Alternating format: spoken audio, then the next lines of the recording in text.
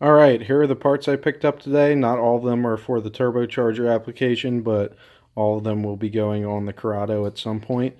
First, I want to start with the intake manifold. This is a OBD1 VR6 manifold, so it's similar to what's already on the car, except this one's been modified.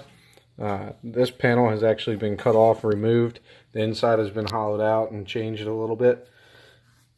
The reason they did that is because on the VR6, especially in boost applications, I believe it was cylinder 1 and 6 would not get the same airflow as the rest. Everything will flow more even compared to the stock manifold, so it's not a short runner. It's not going to make the most horsepower or anything, but it will be better than what I have on the car. Going to the exhaust side of things, we have the downpipe, we have the turbo manifold for the external wastegate, T3 flange, and then the dump pipe for the wastegate. This is basically very similar to EIP's turbo setup. Here we have the external wastegate.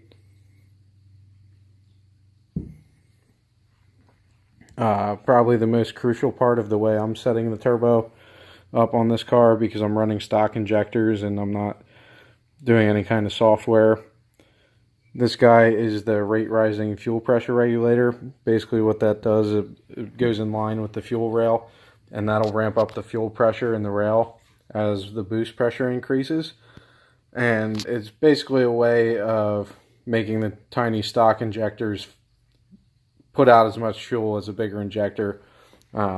It saves me a little bit of money, so I don't have to do bigger injectors right away. The other thing is, with it being OBD1, there's not a lot of good software options out there with this with the distributor for bigger injectors and stuff. So this way I can kind of get around that till I have the money to go ahead and do everything at the same time.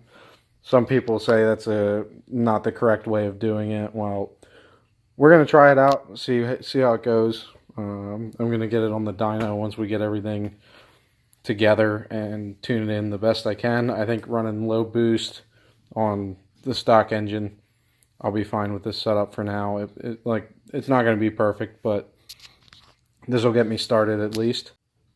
Here we have a diverter valve. The diverter valve is needed because basically what it does is redirects the air.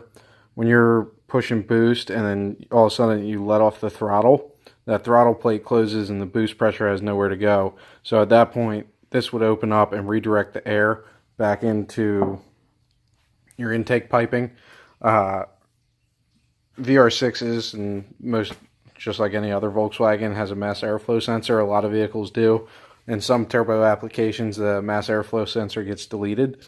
The reason I'm bringing this up is because the difference between a blow-off valve and a diverter valve is a blow-off valve releases the air into the atmosphere, which is fine if you don't have a mass airflow sensor. But if you do that on a car with a mass airflow sensor, that air was already measured by the mass airflow sensor, so now it's just disappearing, and it's going to basically make the computer think there's a boost leak or a vacuum leak.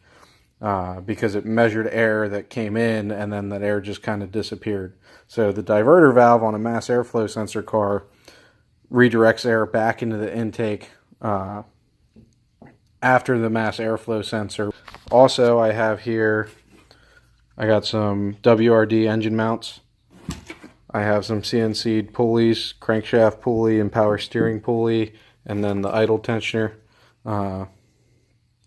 So that's pretty cool. We'll get those parts on there too.